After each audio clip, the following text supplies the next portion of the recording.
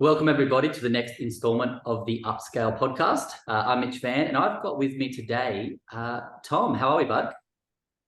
Mate, I'm good. Pumped to be here, ready to go. Mate, I'm excited to have you here because we've got a new segment that we're actually dropping today. We'll be doing this once a week. And Tom, I'm really excited for this because, mate, you and the team, you are the people that are out in the field. You're the people out there that are talking to, struggling business owners every single day, every single week, and hearing what they're currently going through and what's coming up for them. And then ultimately you're trying to provide them with some answers so that they can jump into the program and understand that we've got the solutions for those problems. We're going to call this, what did we say we're going to call it? Struggle Street. Struggle Street with Tom and Mitch. Yeah. Struggle Street with Tom and Mitch. So everyone, welcome to the new program that we're launching, which is Struggle Street with Tom and Mitch. So Tom, you obviously speak to a lot of people each and every week that are going through hard times. They reach out to us looking for solutions. What's coming up at the moment? Yeah, so this week I wanted to talk around one that comes up a fair bit with myself and the rest of the team. It's all about guys that are just feeling overwhelmed. One way to put it would be, they're driving a car with no brakes. So they're sort of heading in a direction.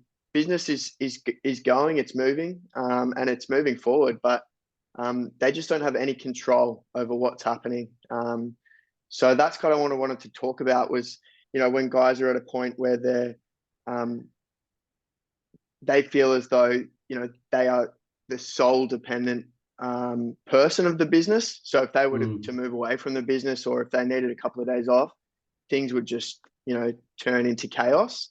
Yeah. But also they don't necessarily have systems. They don't really understand, how to make sure that everybody's clear on what they're doing. So that's kind of what I wanted to talk about today, man. Yeah. And look, in the essence of these sessions, I want to keep these short and punchy, with quick, precise answers around this. But this is a big topic. When we talk about people feeling something, they're in a space when they feel like they're out of control in business and, they don't have the time. And I do want to call that out because I do hear a component of that when people get in this space. They feel like they don't have the time that's needed to do what they need to do in business.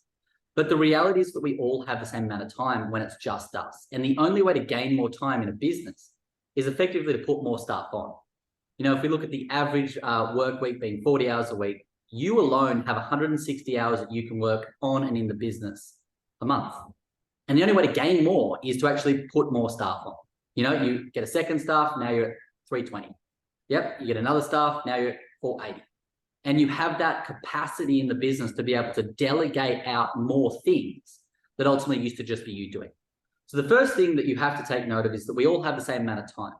So saying that I don't have time to get these things done means that A, go and hire, or B, actually answer that question or that statement in the totality that it is. Saying I don't have time is a bullshit response to anything, because you do. Everyone else can, other people out there are able to make this work. And I want you to call it what it really is. And what it really is either one of three things. A, I'm obligated to do something else right now, so I don't have time to do that. B, I'd rather do something else than what I need to get done now. Or C, I can't be fucked. And they're all cool. I've got no problem. There's so many things that I have to do in life that sometimes I'm I just can't be effed doing that today. But I think it's really important when we're looking at that on a micro level to go, actually, what is it? What is it right now? It's not that I don't have time to get all these things done. It's that one of these things is occurring. Is it I'd rather do this? Is it that I'm obligated to do something else? Or is it that I'm done and I can't be bothered doing it? So getting kind of clear on what the actual problem is the first thing. Second thing, like I said, is you need to hire. The quickest way to move forward in business is by hiring so that you can start to delegate out some things that need to be done. And I understand that it's really hard in the market at the moment to hire. We hear that a lot. You guys have been telling me that a lot of people coming on board are struggling with that, to hire. But that's one of the gifts of what we provide is at the moment, our clients are hiring at 100% of the time. When they need staff, they have them. And that's because we craft and we write all of those job ads for them, and we show them the process around how to hire quick and efficiently every time. Yep. The other part of this is that you need to build systems. And when it comes to systems, and actually I'll ask you in this one, and I think this is a really interesting space. Do you think businesses should have lots of systems or not many systems? I think the more simple, the better. Mate, I think if you sort of overwhelm yourself with too many systems, you're in a lot of trouble. I love this. I love this. So often we hear of people saying, I don't have systems for all these things, and that's why I'm struggling. At the end of the day, what you want to do is you want to create a lean, mean fighting machine. Yep, you don't want excess fat here and there, and systems can be excess fat. You want to build the business around some really, really simple ideas and really, really simple systems that are inducive of allowing other people to use their brains, yep, and use their expertise to actually go about their day-to-day actions and not always have to default to some written out policy and procedure around how things are. So if you're looking for a simple shortcut in the system space, write out 20 things in your business, and you'll understand, you'll start to struggle. 20 is a lot. Write out 20 things in your business that you think you need systems for, sit down and write them, and keep them really, really simple. Okay, break them down into 4 parts. 1, what's the trigger? What has to happen for this system to even need to occur, right? 2, once the trigger happens, what are the steps? What are the steps that we're going to do to make sure that that system has its, body? Okay, 3, what's the outcome? What is the outcome we're looking for with this system? And the 4th one, and this is the most important one, and this is the one that no one ever talks about. The 4th step of every system is, how do I make this system redundant? How do I make this system so that I don't actually need this system? And the example is really simple.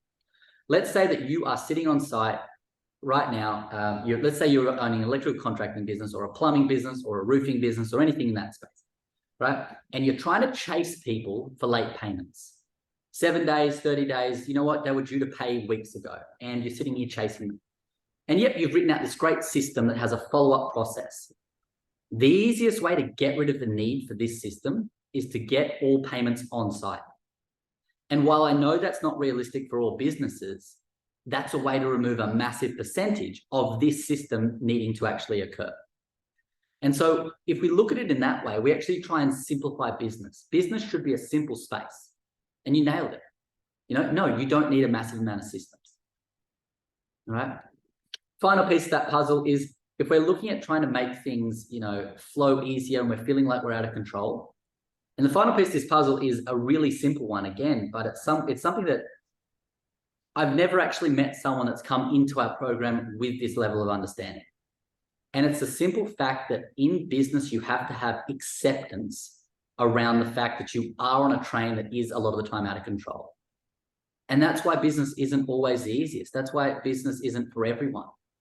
A true part of being an entrepreneur is owning the fact that you won't know the answer to things, that it won't always be easy. But what you are ultimately doing every day is trying to move the business closer to a place of calm for you internally. And if you have acceptance around the fact that business is chaotic, business is crazy, you never know what's coming, but you can build some structures to contain the flamboyancy, so that you can contain the extreme volatility. If you can just have acceptance around that, you will sit in a peacefuler space and you will actually be more productive within your days. Now, Yeah. If we look at those as just some really simple answers, is there anything you feel that you can add to this? Is there anything you feel that, when you're talking to them, that's coming up massively as a component to that?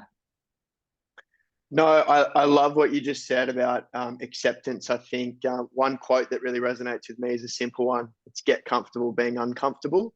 And I think that's hugely important in business. I think, of course, when you do have a good system in place, that's going to make things a little bit more systemized and a little bit more streamlined, and you're going to feel a little bit more on top of things. But you also do have to accept that as an entrepreneur, as a business owner, there's going to be those moments of chaos and the unknown. Yep. And the best of systems break. And that's not a bad thing. That's a beautiful thing. We're talking about business. We want to be in a space where things are not always working, so that we can find better and greater ways to do it. And it's okay when things don't go the way that you want them to. It's okay when things aren't, as systemized as you want. Just understand that's a part of it and just keep moving forward. Perfect. Love it, man. Well, look, mate, looking forward to next week. Looking forward to hear what other people are struggling out there right now with, and we will talk soon. Awesome.